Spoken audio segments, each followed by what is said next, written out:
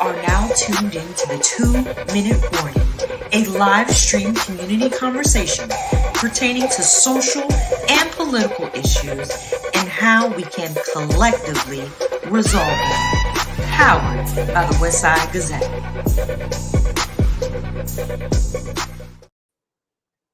Hi, and welcome to the 2-Minute Warning. I'm your host, Perry Busby.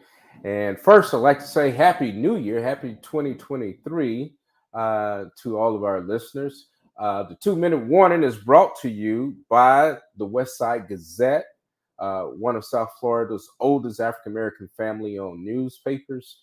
And joining me tonight is the publisher of the Westside Gazette, Mr. Bobby Henry, and our good friend David Wright. Hi, fellas. How you doing tonight? And take your mics off, but I think we may have a glitch. We've been having some tech problems. So we're just going to go forward until Bobby and David can get back with us. But again, welcome all of you. Welcome to the 2-Minute Warning, the 2023 version.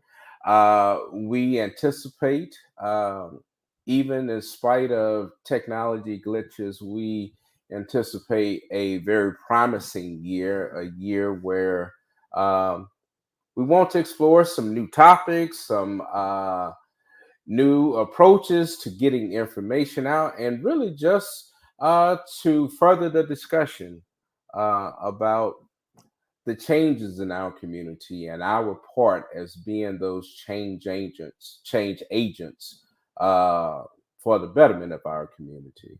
Our show tonight will touch on a very important topic, a topic that continues to grow in the news, and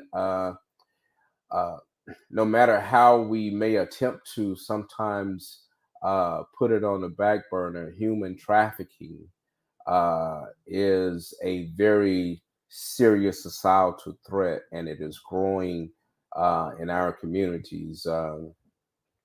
Sometimes we like to think that it is just something in Asia or in third world countries, but it is happening on the very main streets of urban America and small town America, and even in rural America.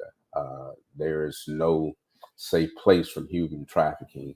But what we want to do is become better aware, gain a better conscious to what is happening around us. There's so much happening around us.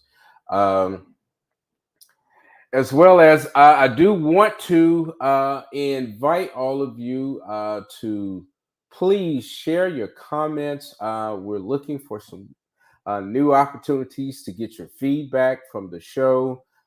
We've talked about some ways to do some giveaways, and we're just excited about what's happening with this show and trying to come up with new ideas to not just show you our appreciation, but to engage you, and so we look forward to doing some of those things. See, we're a few minutes into the show. Didn't want to take too much time, but let's look at some comments. I mean, if you have some comments, you have some questions, maybe I can ask in the meantime. Happy New Year, Meredith McCleary, my good friend. Glad to see you. And you were one of the topics of conversation. Miss McCleary has gone on several expeditions to Africa. And so we want to talk about Africa and what that may mean in terms of migration, what it means in terms of having dual citizenship, just those new opportunities. And I couldn't think of anyone better than Miss McCleary, who has spent extensive time in South Africa. And so just want to pick her brain. Okay, so I'm putting you on notice, Meredith.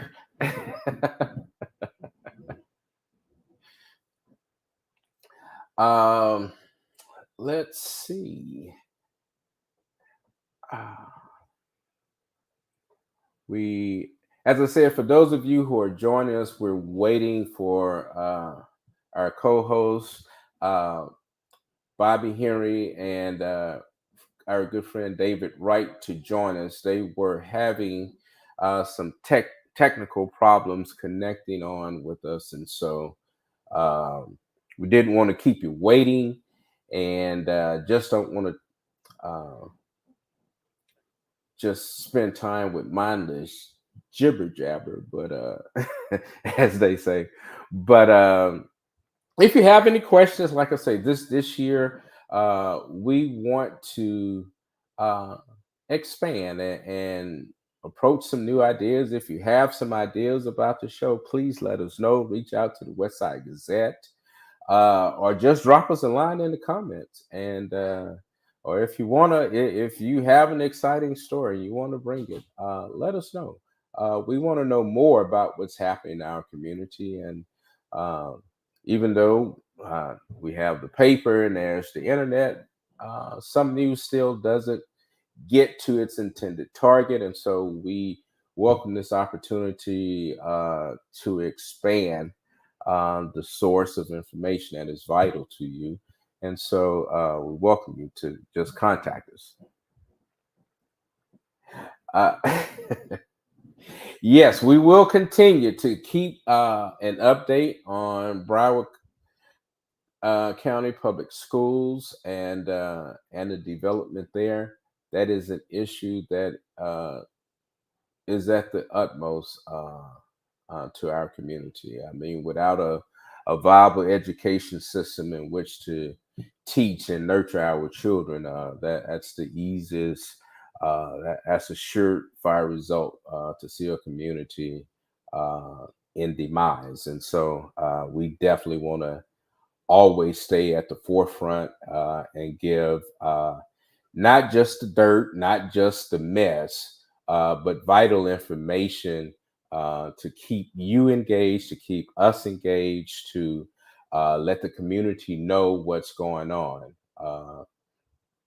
If things happen and we don't raise our voice, we can't complain if we were not a part of that solution process. And so there's never a day off for contending for justice and for what's right.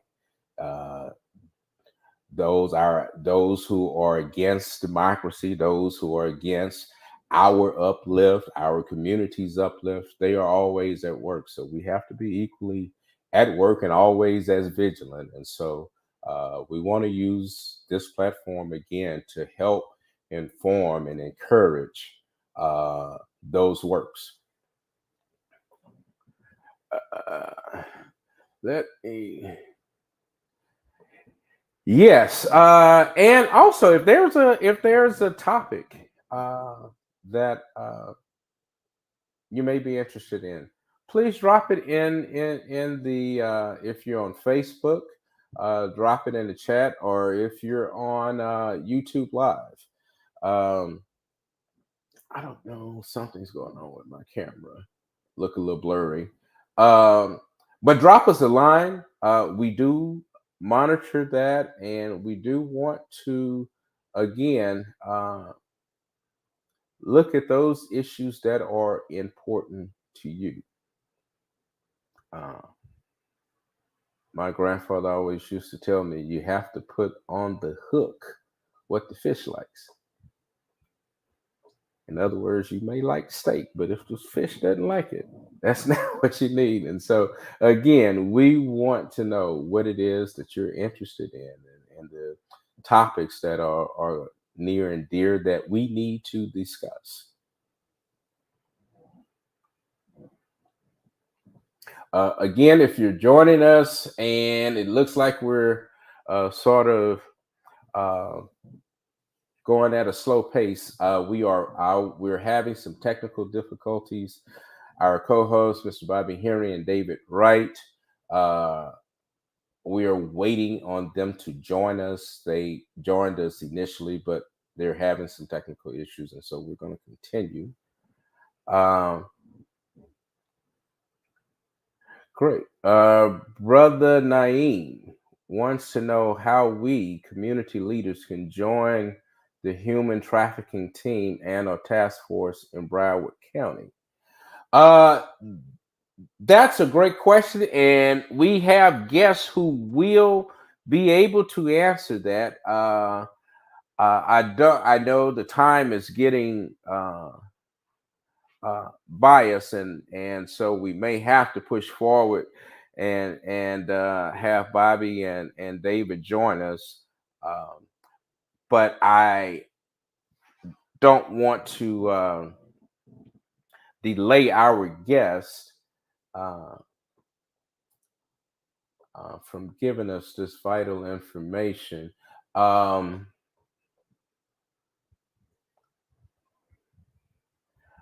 okay.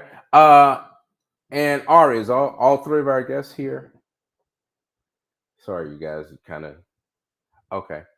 Okay. As we said, our topic tonight is human trafficking. It can happen to you, and it is happening around you. And our guest tonight is an esteemed panel of guests whose work in the industry is not superficial, it is deep and wide. And I want to introduce, rather than give you go through their bios, I'm going to introduce them and just have them come on so we can get into the meat of this. Dr. Maggie Anderson, our first guest, who is the returning guest and has provided great information.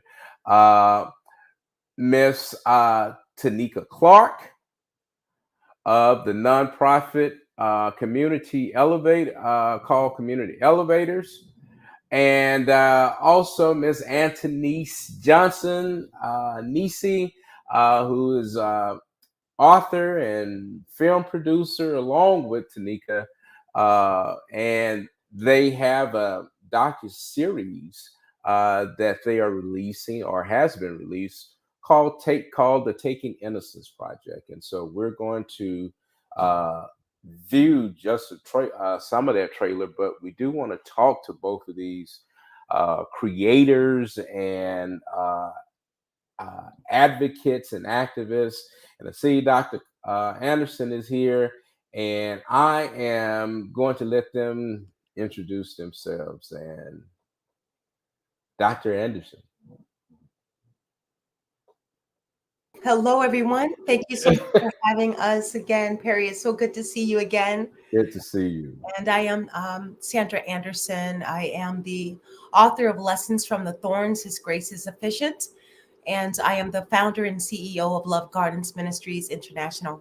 I also work at the Florida Department of Health in Palm Beach County as the Minority AIDS Coordinator, working to eradicate HIV related stigma and to end the HIV epidemic, which is disproportionately impacting the African American community. Okay. Dr. Miss Clark.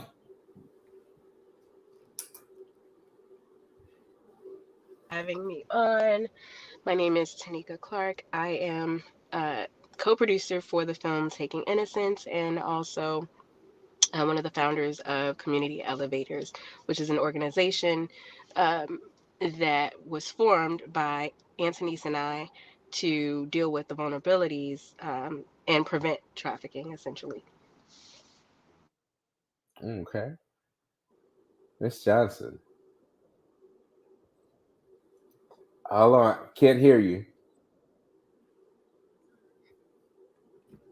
Sorry about that. I was on mute. I was saying hello to Sandy over there. Hello. Oh my gosh. I am overwhelmed to be in the presence of these two amazing women. Whatever. We're always amazed being in her presence. Don't let her tell you Always. And you look beautiful, Sandy.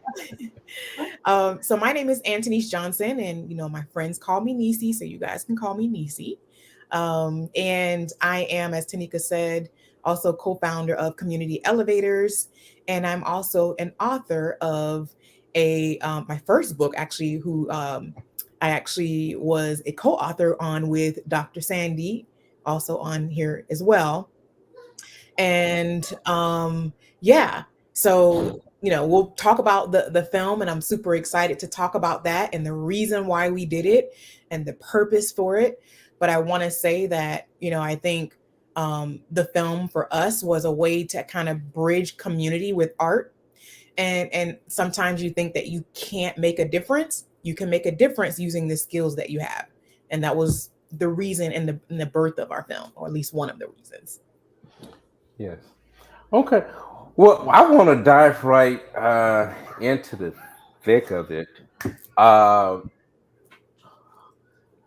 when it comes to human trafficking, I mean, what does that look like, and what is the impact of that locally? How is that seen locally? I mean, because sometimes we may hear of a child abduction and Mm, you say abduction, but people don't connect that with human trafficking. And again, we know for every one that is reported, how many more are not. So, what is yeah. that impact, and and what does that look like? I want, Sandy kind of really speak to this, but I will say it looks like a number of things. And it's so it varies so much to the point where we will miss it, right? Because it happens right up underneath our noses.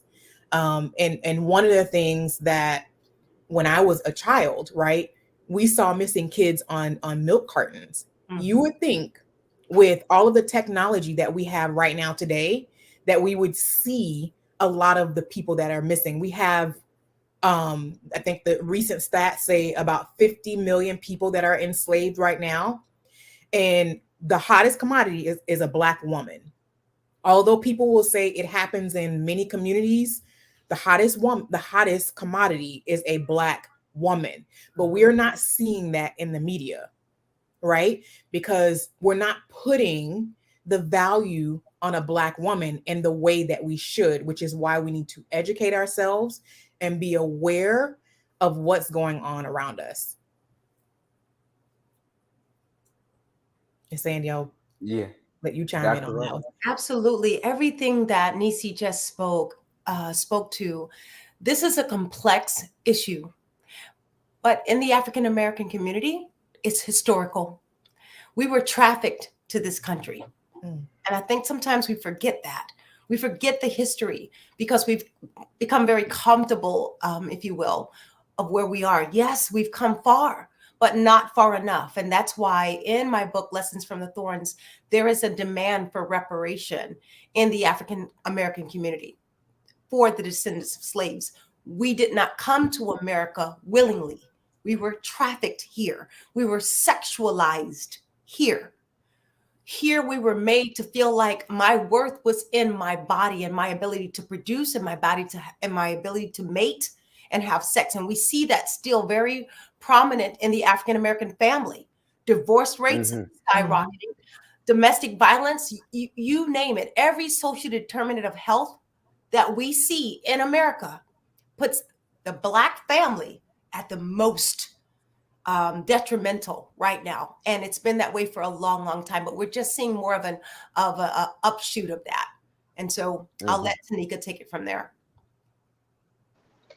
Yeah, and thank you, Sandy. I one of the first thoughts that come to mind, when that question is thrown out, is exactly what Anthony and Sandra said. And unfortunately, I wish that trafficking looked like one particular thing, or it was more easily identifiable, because perhaps then it would be easier to eradicate it. But it's not something that is easily identifiable. And the misconception is that it does look like one way, and it's the typical, um, the van, and the white van, and the man. But it looks like a lot of different things now, because as Nisi was saying, with technology, you would think that we would advance, but these traffickers have very much advanced in their tactics and in their strategies and in the way that they go about doing this. And I think it's because it's such a and I hate to say it, but lucrative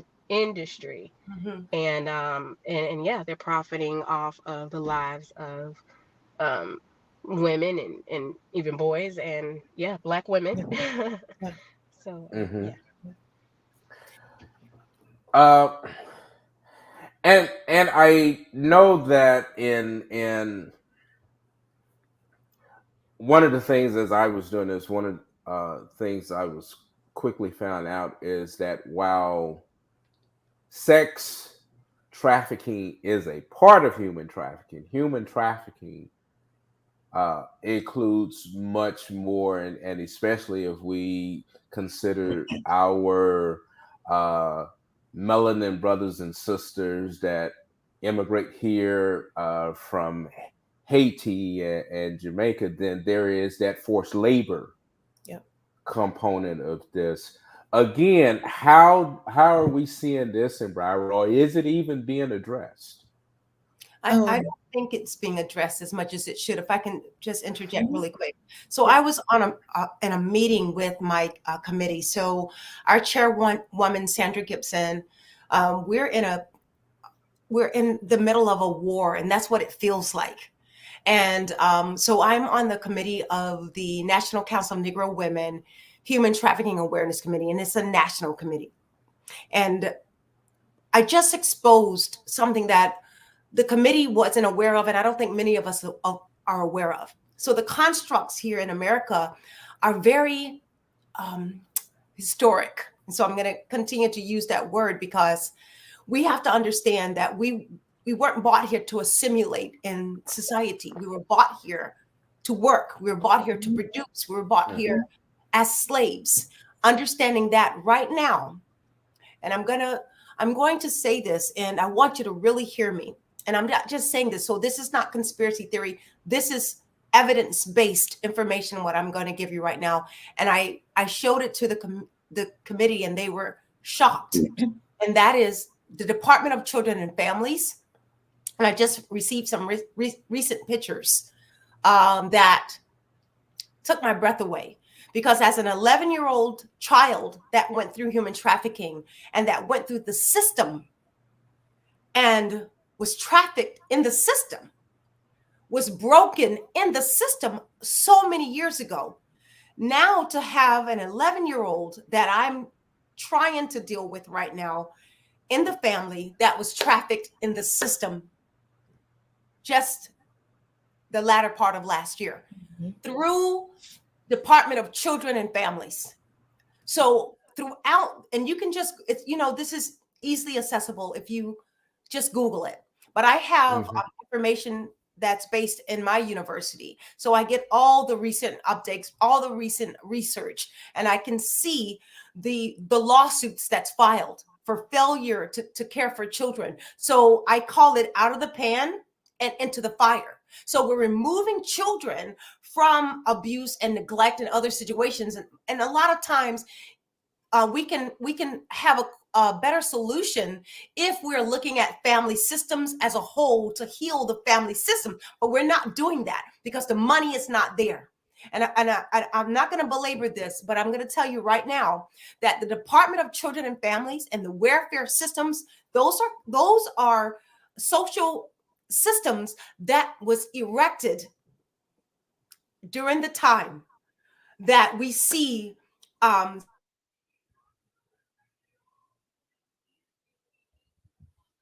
Uh-oh. Did we lose Dr. Anderson? lost. Okay, I think we're There you back go. now. We can hear Okay, you. got you Mhm. back. Okay. And so what we don't understand is how much are those systems are perpetuating human trafficking. And just like Nisi said, it's black bodies, black commodity. I'm telling you, I can show you the research that I've done that I have right here with me to prove my point that we're failing on so many fronts when it comes to eradicating human trafficking. And you know why? because the very system is set up as Yes. such. Yes. And Yes. to Sandy's point, it's organized, right? And so it's organized and it's hidden within our systems. So the welfare system, in our school systems, on the internet. When we actually worked on the documentary, one of the things that we wanted to kind of find out is what's happening, like what's going on, but what is our judicial system, what are they doing about it, and what is the FBI? So we actually interviewed the FBI, and one of the things that they shared was the tactics are changing. So as soon as they come up to speed with what the traffickers are doing today, the traffickers are 10 steps ahead. Like they're moving and they're shifting and changing before we can catch them. So the thing is, we have to be aware and we have to talk about it because we can prevent it from happening, right? But we have to all be aware of our surroundings and we have to start talking about it. Great. And thanks for segueing us into this about preventative measures. And we know, I think most will say, yeah, I know to look out. But are there classes available? Should this be something that we teach? Should this be something that we shouldn't just leave out to a casual?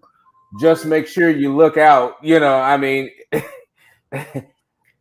Exactly. because as you say, the predators are getting more elusive, Yeah. which means that at some point the training has to reach up to it. So again, are there training methods? Should there be? What we're at a crisis point in our community, and so we Yes. want to focus on how can the community respond, or what is there for a community to respond to. There are training initiatives, especially in law enforcement, childcare, social services. There are a lot of trainings and they're burgeoning right now.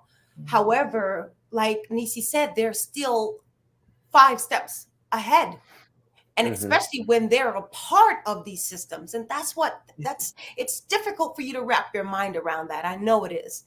But Yeah. this is just the hardcore truth of this. How does 80,000 children go missing from foster care in protective custody and they're not even reported missing? These are the literature that's coming out. This is what we're hearing. These are the reports that's happening.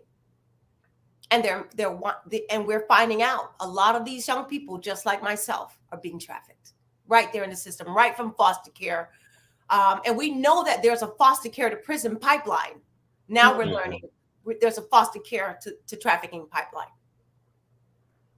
Wow. because they're looking for the broken homes. They know what to look for. And Nisi said it. They're so far ahead of us. They look at it's strategic. It's like they're playing chess, and we think they're playing checkers. Not at all. They're playing chess with this. Right. And Right. until we understand that we have to heal the family, that's why my research, that's why everything that I do is centered around the family. Because until we Hmm. get our families back into a cohesive, healthy system, then this will continue to happen. So the Yep. Right. solution is family. Right. Absolutely. Um, Oh, go ahead. Go no, go ahead. Because I I was want to go back to the foster care because that's another topic we really want to discuss. Yeah. No, I was just going to kind of also segue into the fact that in our homes there's certain conversations that we do not have, and one of them is around molestation. Molestation is really really big in our homes and we're not talking about it. Molestation leads to kids running away, and running away leads to trafficking. Like if a child is on the road and on the street, and Sandy, you can speak to this better than anybody, right? If you're on the road, the stats show within 3 days that child will likely be trafficked because there's no Absolutely. home, there is no Yep. food. And so that those two things create vulnerabilities. So we definitely have to have the right conversations starting in our house, yes, in our community, but also in our homes. Absolutely. And I would say that, and I will ask Tanika to also chime in on that. But like Nisi said, this happened to me at the age of 11. My stepfather came into my life at the age of 7 and ravished my childhood.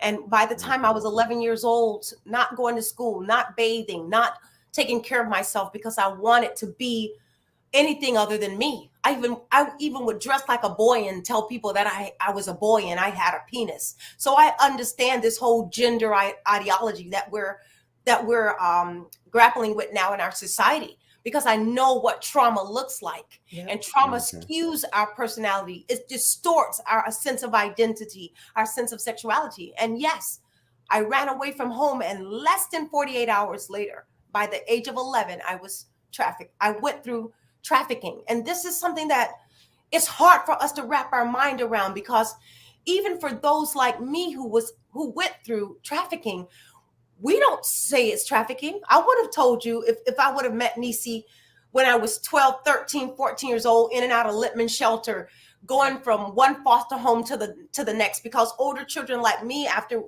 the police got me out of Edward's house, where are we going to land? We're not these babies that people want to adopt. We are children of the wind. We're lost children, just like the Peter Pan saga. We are lost kids. And so we run away, and we run right into those who are waiting for us, and they know about the broken homes. And the more we're broken, it's money. It's $1 billion business built out of broken homes. And Tanika, if you want to chime in on that, I would love to hear your thoughts on that. Yeah, you ladies said it all so poignantly. But what I wanted to just add to that is that we talk about the systems, and it being interwoven or interlaced into these systems like foster care and things like that, and it goes even larger than that. Unfortunately, if we look at and you might have mentioned this already, but just the way that media and even fashion now sexualizes our children, and how the system is, you see it in the sexual education in our schools, unfortunately. And although they're trying to in some places bring in education of human trafficking, you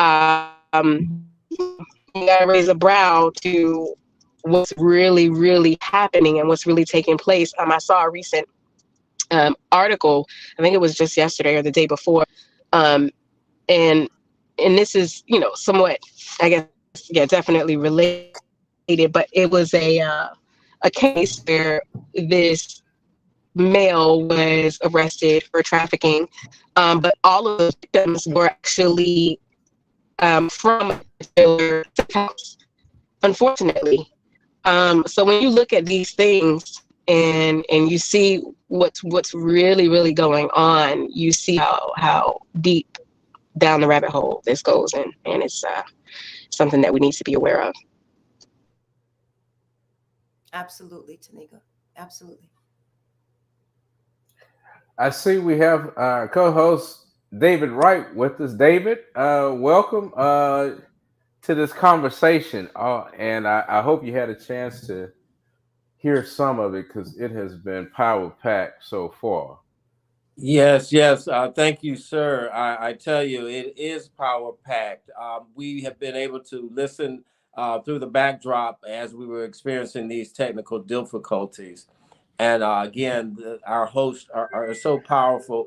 But to Nisi and Tanika, your documentary, I mean, I haven't had an opportunity to see all of it, but kind of tell us a little about that if you can as well, and what inspired it, and will we see more?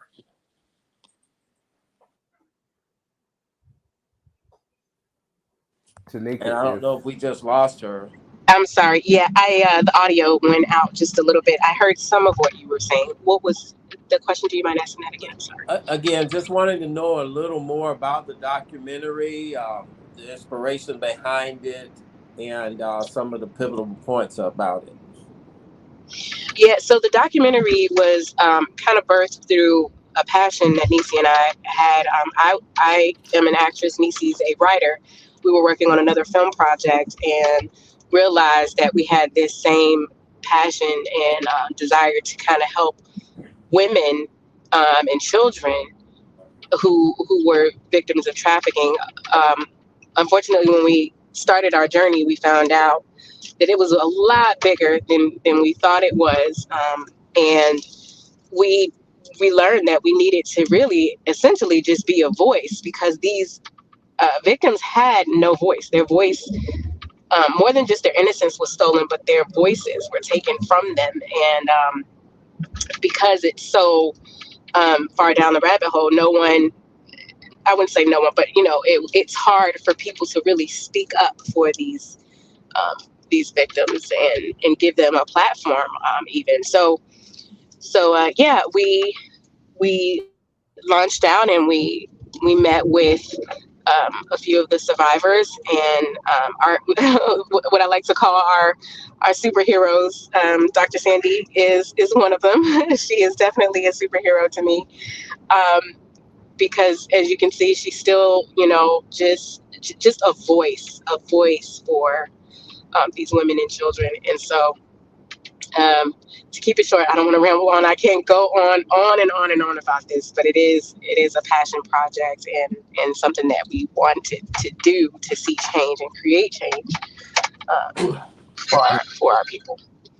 So I guess my next question is, I guess to Nisi as well. Nisi, did some of the participants and people that we knew were trafficked, did they endure retaliation when they tried to use their voices or speak out against these terrible attritions? So we did have a scenario where one of the survivors, was, I don't want to really tell like her personal story, but she was involved with the mob, her ex, and they were definitely trying to silence her. And she was, she got involved with the FBI and made sure that they were aware of what was going on, and and she was able to stay safe. But yeah, one of the things that we kind of talk to the survivors about is make sure, right, that you're talking to your family and make sure that everyone knows that you're going to share your story. So especially in cases where on one episode 2, it's episodic. Episode 2, where we have Angel Carter, who talked about some of the things that happened with her family. So, her trauma started also in the home, just like Dr. Sandy, right? Where she was actually molested by her father and other relatives in the in her home. And so we wanted to make sure that, listen, this is going to be out there. So we want to make sure that you're having the conversations with your relatives, and it's a good time to kind of deal with it. Because one of the things about molestation is it's generational, right? And so we talk about generational trauma, but the way it becomes traumatic to the next generation is because it's a habit that wasn't broken. So if you continue the same patterns that your parents did, then your children are going to continue the same patterns because it's a habit. And so we want to make sure that, when we have what we call generational trauma, that we're actually doing what we can to kind of break the habits ourselves, because we are teaching our kids to do the same thing. Great. And I'm going to see, everyone has been asking about the docuseries, and we do have a trailer. Ari, is that queued up? Can we cue it up? Because I tell you, it is an amazing piece of work.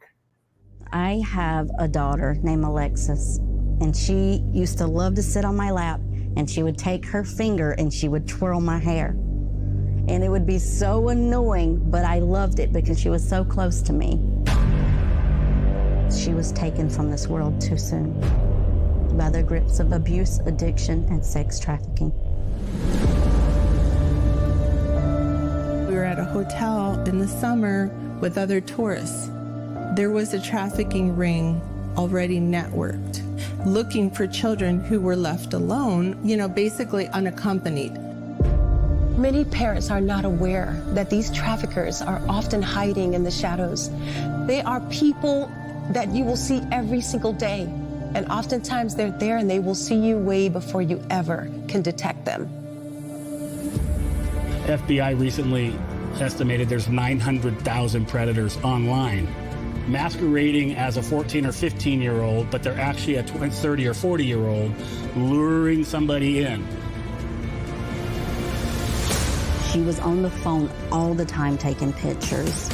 She stayed in her room a lot. She had no more self-worth. She had nothing left to give or to offer, and I believe that's what she felt and what was in her mind. This is hard for me.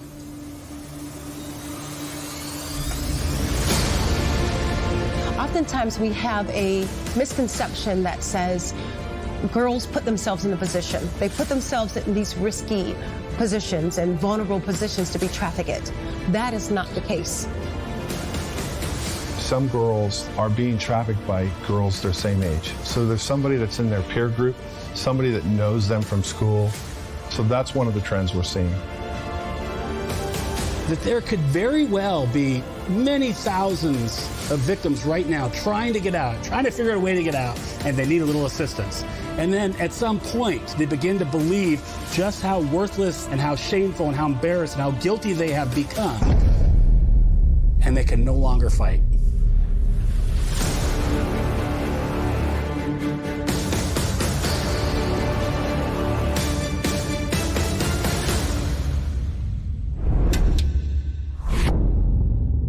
I'll get back and set it to. All right. As I said, I tell you that docu-series is hold on. Docu-series is amazing. And Meredith McCleary has asked, and I'm sure many of our other users want to know, where can they see this docu-series? When will it be available? Nisi, can you give us that information? Yeah, so I don't have we will be doing a screening at the end of the month, and I will definitely get you guys the date and the location shortly. And that will be at a church, because I see that someone else asked a question about the churches and mosque having a responsibility. And yes, they do have a responsibility, because sometimes these incidences are reported to the church, and churches sometimes think of things like that, and they say we should take it to prayer, when really we should be taking it to the police. So yes, our churches do have responsibilities. So part of our approach is to also meet with our community, our school system, as well as our churches, to make sure that we're educating them, because when people are hurting, that's where they go. So yes, to answer that question. But I know there's some other questions in the chat, and I don't know if we'll be able to answer them. Yes, that was Brother Naeem who says, to our churches. Dr. Anderson, would you care to respond? Absolutely. It must start with the church. And just seeing that question reminded me of Dr. Kenneth Clark. Do you remember the doll experiment that he did back in the 1940s and 1950s? And we know that in that experiment with Dr. Kenneth Clark, he said that Black children from the age of 4 years old till about 7.5 years old was picking a doll. So it was a doll test. And they had 4 dolls, one that was dark, one that was a little lighter, all the shades of color, of human color. And he said, choose the doll that is good, that is loving, that is beautiful, that is pretty, that is cute, that is nice. All the children chose the white doll. And then he said, choose the doll that is ugly, that is mean, that is nasty, and all these other negative words. And they chose the black doll. And then the final question in this study was choose the doll that looked most like you. And if you would have saw the faces of these children pointing at the doll that looks like them, and it was like almost, if you looked in their eyes, it was like a light came on, like a feeling like I just said all those things about me. We have such internalized racism, and I'm so grateful for Tanika and for Nisi, because not only are they bringing awareness of human trafficking, but they're bringing awareness to the disproportionate impact on Black females, Black women and girls, and we don't report. So statistically, we don't report. We come from a long history of trauma. We don't call it trauma, by the way, we call it life. We come from a long history of silence. Oftentimes, things happen in our families and we take it to the grave. Nobody will ever know what uncle, daddy, brother, friend, cousin, neighbor did to us behind closed doors. We never talk about it. So now, if I survive human trafficking, sex trafficking in my case, how do you think I'm going to say that when I couldn't say all the other things that happened in my life? How do I say that? How do I form the words to say what happened to me? Because that's them. I've never had a voice, and these women gave me a voice. I've never been able to tell my story and have it valued and cared for like these women valued and cared for my story. That's a Dugard. Dugard was a 12-year-old woman, a young girl who is now a woman, but she was trafficked. Went national, best-selling book. What's the difference between she and I? She's white. She's believable. And how dare this happen to her?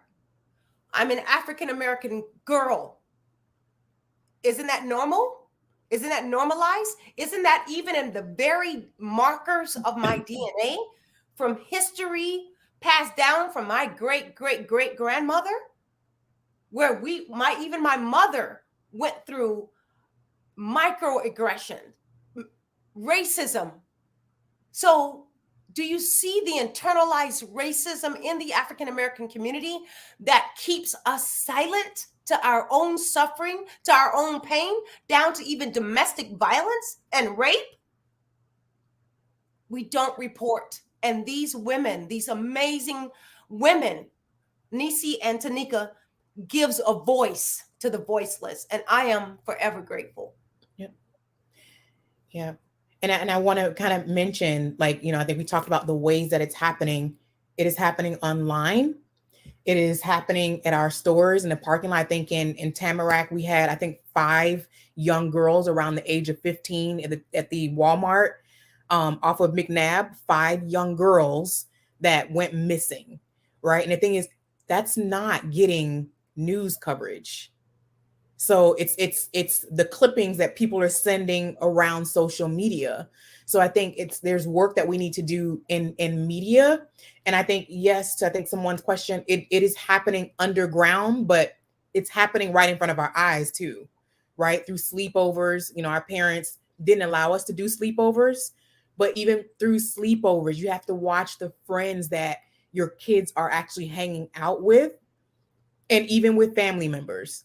So I think that we just have to be careful of our surroundings and protect our kids at all costs, boys and girls. It is not just girls, it's boys too. Even with people they know. Yeah. We know about Shanquella Robinson, and she's an adult woman that went to Mexico and her friends murdered her. And we saw the tape. That's made national news. We saw the videos. But even with people they know, just to add to what Nisi just said, even with people they know, we need to protect our children by having the conversation, by making sure that they feel safe enough to come to us and speak to us, that we have a relationship with our children. But how many of us are so busy working 2 and 3 jobs. We're not there. We're not in the children's life. The cell phone has a better relationship with most of our children than we do. The cell phone spends more time oftentimes with our children than we do.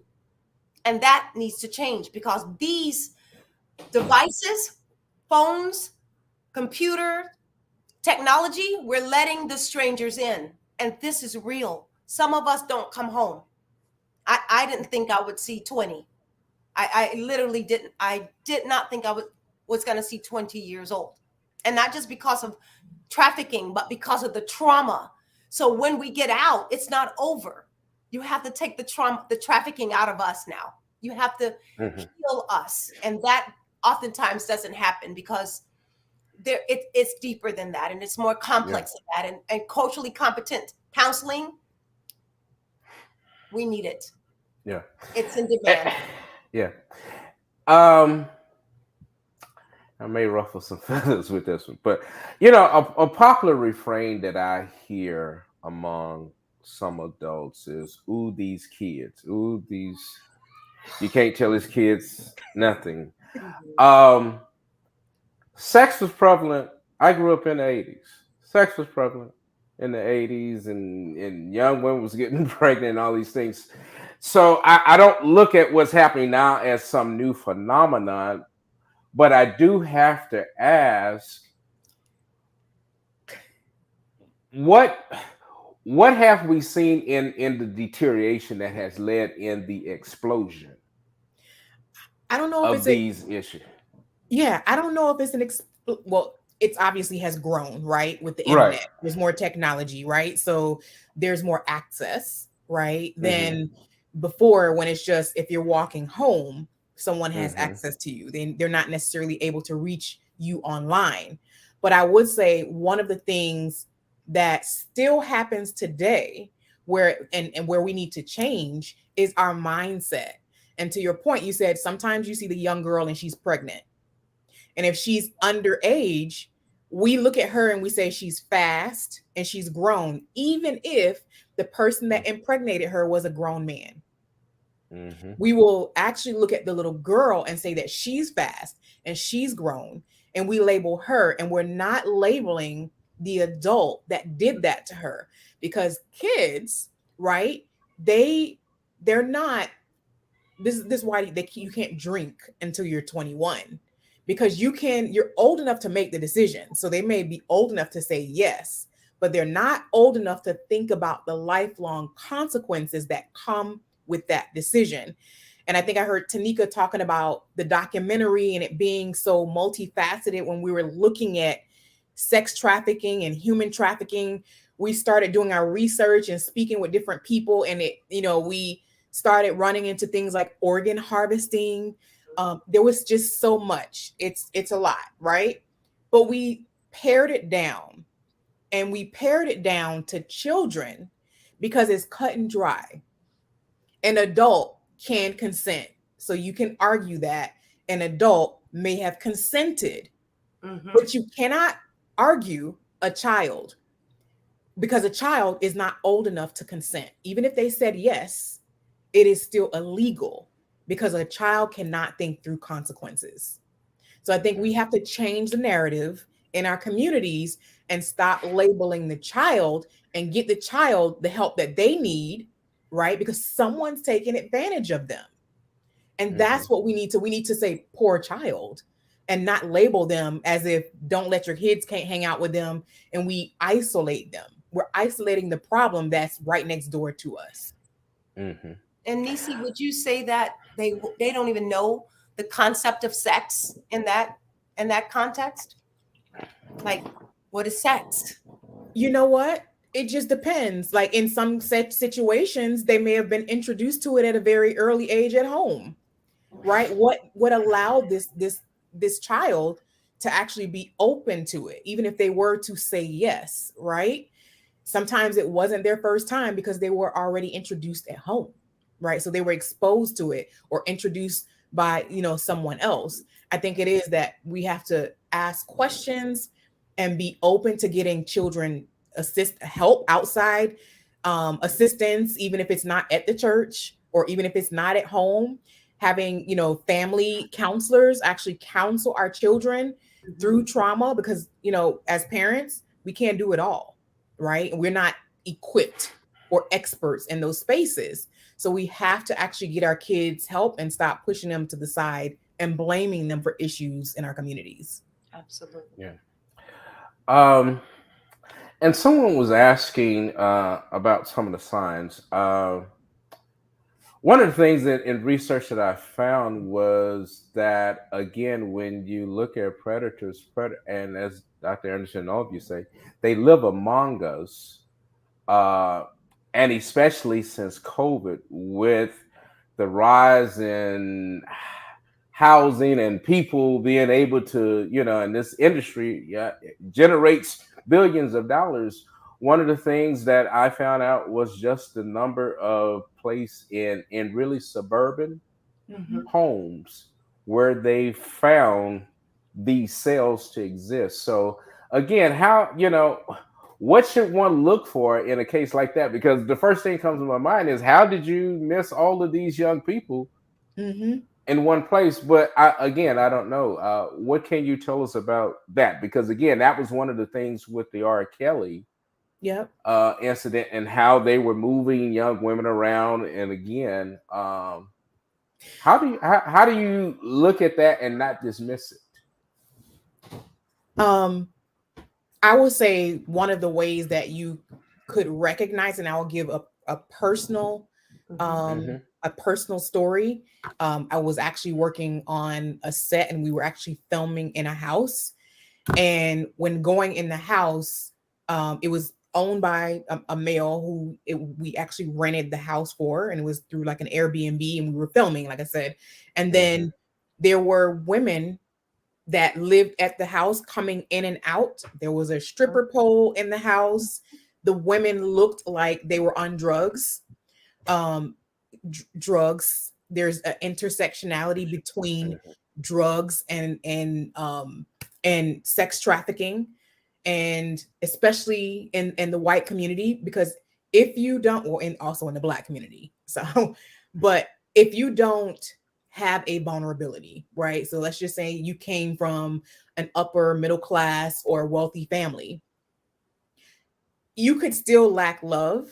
Yes. Right? And because you lack that love, you are now vulnerable to what we call a Romeo, right? And so that is someone that will take sometimes months, 6 months, and they could be actually recruiting you and several other women with the disguise of being your boyfriend.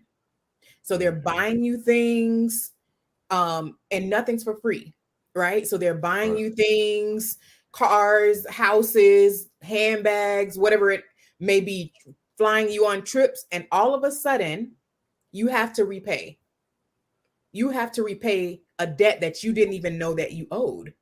And now you're taking drugs. So now you have that vulnerability, because now if you're on drugs, you feel you need it. Right? So there is a direct relation between drugs. And so we will look at a woman and say, well, that person is addicted to drugs, or they're a drug addict, but we're not looking at the backstory as to how they actually got addicted to drugs.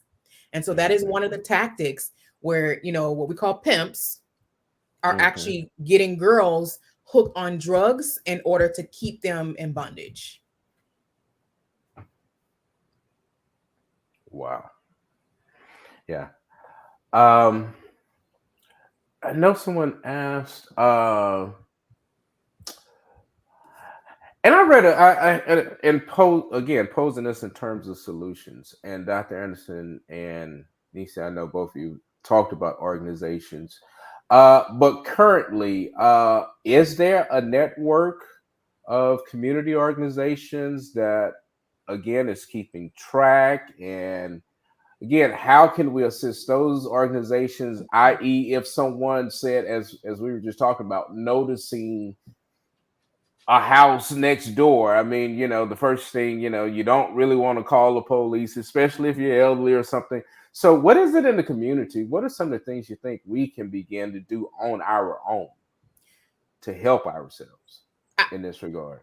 So Tanika and I had this question as well, and we, asked the FBI this, because, sometimes you are traveling through the airport and you see something that looks suspicious, what you don't want to do is investigate it yourself, right? So you want to make sure first that you protect yourself, right? So you don't want to put yourself in harm's way or go asking questions, but you also don't want to rule it out yourself, right? So call the cops, make it anonymous. You don't have to say, your name, but call the cops and let them investigate it. Let them rule out and say that's not what it is. You don't have to. I would say, even if you're an elderly person and you see something and you think it's suspicious, it's always because you could be saving someone's life. You could be saving someone's life. So it's always best to call the cops and let them know that this is what I see going on. I'm not sure, but I want someone to come and check to see what's going on. And it could be anonymous. Which leads us to a touchy subject on this, because again, we do have history on our side. We saw it in the Jeffrey Dahmer case. There was a case recently in Kansas City where community organizations in a local community in Kansas City had found that 7 women had disappeared. Many of them had, few had been reported. The police somewhat dismissed it, and a few, and it was reported through the black press, and even the police sort of disparaged their journalism in that regard. And about 2 weeks later, they found that the predator, a young woman, had escaped, and luckily found someone who helped her and saw a house at the top of the hill, and that's where and now the police is involved. But the community itself has said that the police is often added to the problem. And so again, I mean, this is not to disparage the police, but again, is that an issue, and how do we begin to address that? These are broad social constructs that we're grappling with. And until we understand that this is a part of our humanity, so it's hard for me to look through it just through this small prism of human trafficking. It's so much bigger than that. It speaks to our humanity. It speaks to the way we understand, the way we make meaning, what we believe in. And I think as our world gets darker, between the music, the movies that's becoming very demonic, very twisted, very, very bizarre, because we have a lot of unresolved grief and trauma. And with that unresolved grief and trauma, you get very narcissistic, psychopathic, sociopathic tendencies. And unfortunately, when we have that in family systems, then we get entire families trafficking. We get entire families on drugs. We get entire family systems that seize and don't respond, because we become these microcosms of it's not happening to me. And by the way, if it is happening to me, that's nobody else's business. I'll deal with it. I don't want to even get the police involved because I don't trust the police. But like Nisi said, if you see something, err on the side of caution and say something. But a lot of people don't want to say anything because they don't trust the police. You see, so we have all these things we're grappling with psychologically without understanding. I believe the true answer, and I believe it will always be the true answer, is Christ. We have to bring God back into our lives, back into our homes, back into our school, back into Congress, back into our political arenas, back into every echelon of our society, because we see, like Nisi said, these things was happening already. Like Tanika alluded to, pardon me, these things were happening already. They've been happening. We're just seeing more of it because social media and technology has advanced so much that it allows us to see more of it. The same way the Hubble telescope that we didn't have so many years ago allows us to see more of the solar system, to see more what's in our solar system. Now we're seeing more of what's happening in our world. And scripture says there's nothing new under the sun. And I really believe that. If we know scripture, we know these things have been happening over and over again. But the only reason these things continue to happen is because good people do nothing. Okay. Good You're people absolutely do right. nothing. do nothing. And You know, so, with that being said, I am so grateful again, and I will say it, I will continue to belabor this.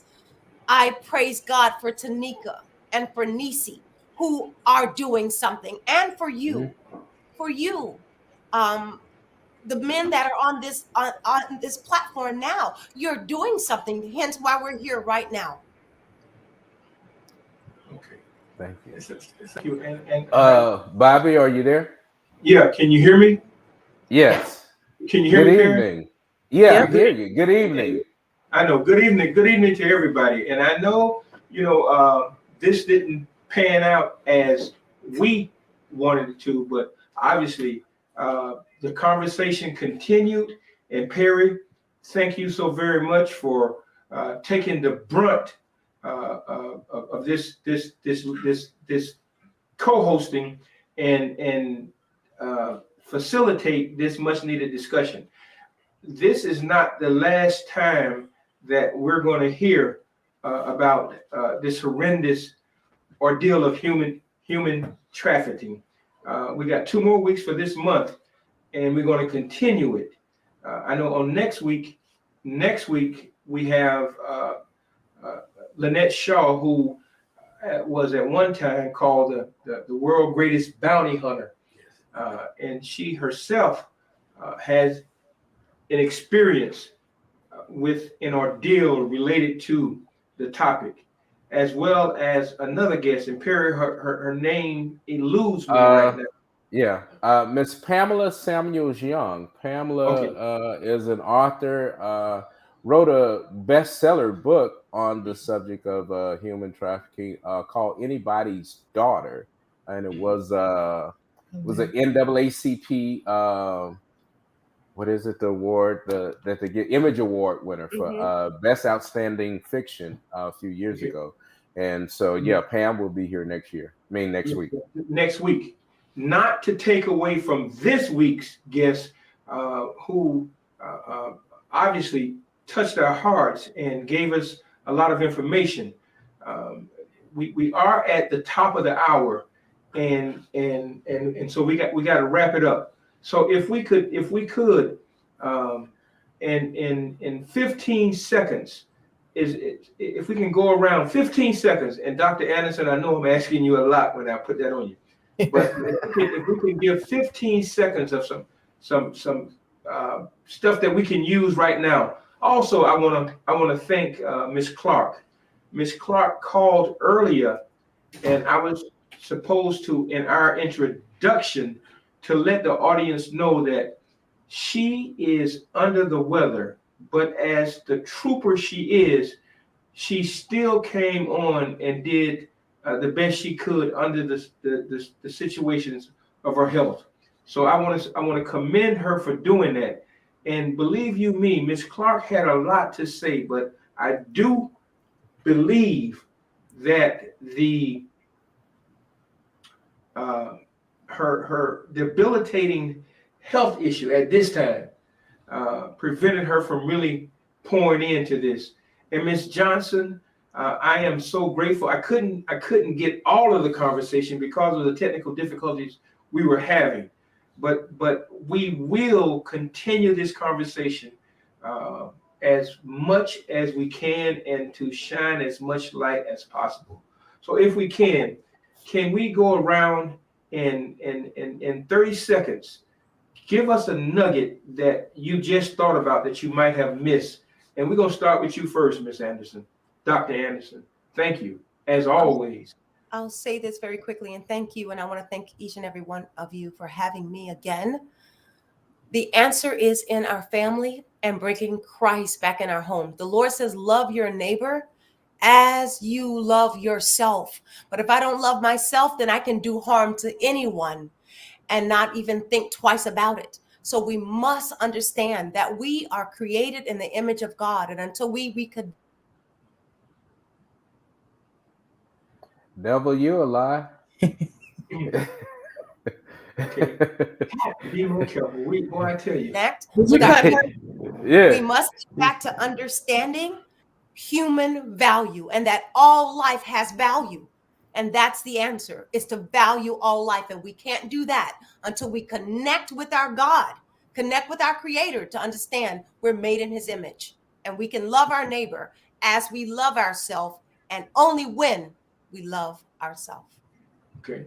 I don't know if Miss Clark, are you still with us, or did that NyQuil knock you out?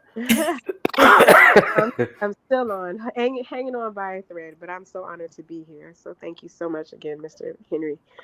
Uh, but just really quickly, and I'm keeping it brief.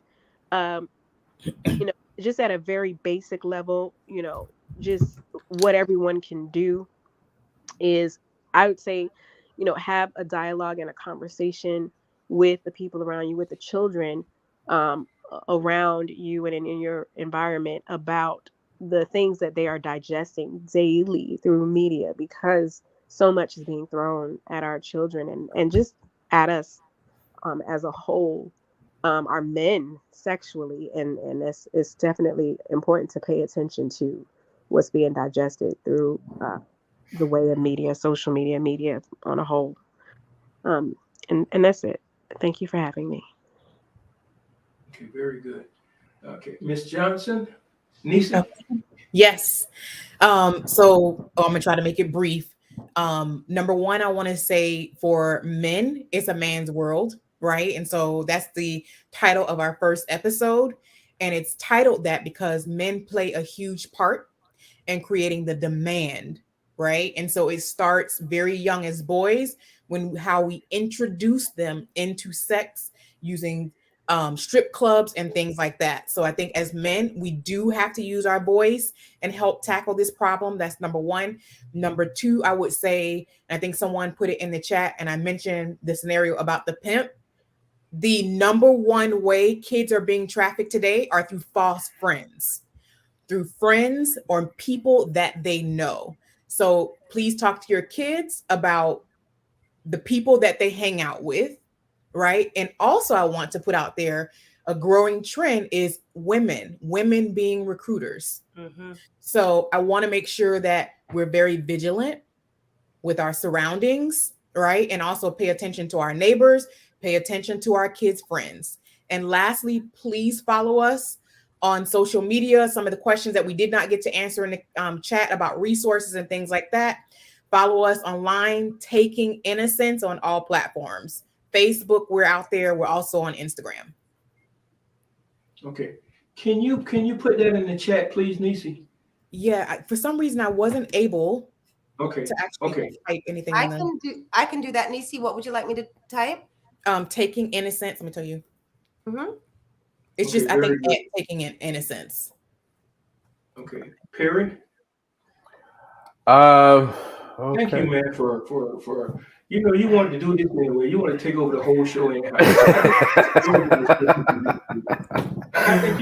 Man, you guys threw me out here, but I tell you, you couldn't have put me out here with better support. Yeah. This is a heavy subject, and it's just easy when you have people around you who aren't just knowledgeable of it, but have an intimate awareness of it and can pull out so much. And Dr. Anderson, once again, thank you. Thank you For bringing the soul and the spiritual substance to this, that it may never leave us. And I agree with you. Not that God needs to find us, we need to find him. He is always where he's been, is us. And Miss Clark, thank you so much. I hate we didn't get a chance to see you under the weather, but we do look forward to this premiere with you and Nisi, and seeing this exceptional work. Like I said, this trailer is just brilliant and captivating, and I mean, we're saying, where's it going to be? I'm wondering, where's the Netflix deal? Where's where's the Amazon Prime deal for this one? This is definitely something. Like I said, if you look at that Jeffrey Dahmer piece, and it made millions to captivate, but yet here we are still facing this problem, and it hasn't solved anything. And so bringing light to this, and bringing light to making it human. Okay. Okay. Thank you for making it human. Okay. Brother David? I'm always perplexed with this topic because, again, there's such a deeply rooted history, especially in our people. But the fact that there are resources out there, the human trafficking line, that 888-373-7888 number. I mean, the fact that there are ways of people getting help after the fact. But I'm one of those proactive people that believe that we need to have, as Dr. Clark said, the understanding and the knowledge of who we are so that we can be connected to our high power, our God, and have the awareness to try to stay out of these dark alleys. So, but again, for those that have been impacted, we need the right training. We need the right support to help them. Thank you. Okay, very good. Ariel, I don't know if you were able to find a way around that music that I asked you about. I don't know if you were able to do that. I wanted to close out in the seriousness of this situation that we find ourselves in. According to the U.S. Department of State, there are an estimated 24.9 million victims of human trafficking worldwide. There are organizations that we might not even think about that are willing to work with us. However, we have to reach out to them as well. I know that the victims who have endured, and to those who have succumbed, that we owe a debt of gratitude and shall never forget them. It is highly possible for us to put a dent in this human tragedy if we should only care enough about those who are affected by this and taking charge and looking for the signs and willing to put ourselves, if necessary, in harm's way. Now, I know that in all wars, there are casualties of wars. And a true soldier understands that when he or she embark on addressing situations, in some instances, it may cause his or her life. Then the question comes, am I willing to give up my life to save the lives of others? Am I my brothers and sisters' keepers? I think we are, and I think it's a question that we all need to ask ourselves, and then decide, what are we going to do? I want to thank everybody who has joined in and put up with the technical difficulties to hear the compassion and the plea of these women who are willing to lay down their lives. So what are we willing to do? Thank you so very much. Tune in again next week as we continue to discuss and embark on this situation that is damning to all of us. Yes. So good night. God bless. And until we meet again, take care. Thank you.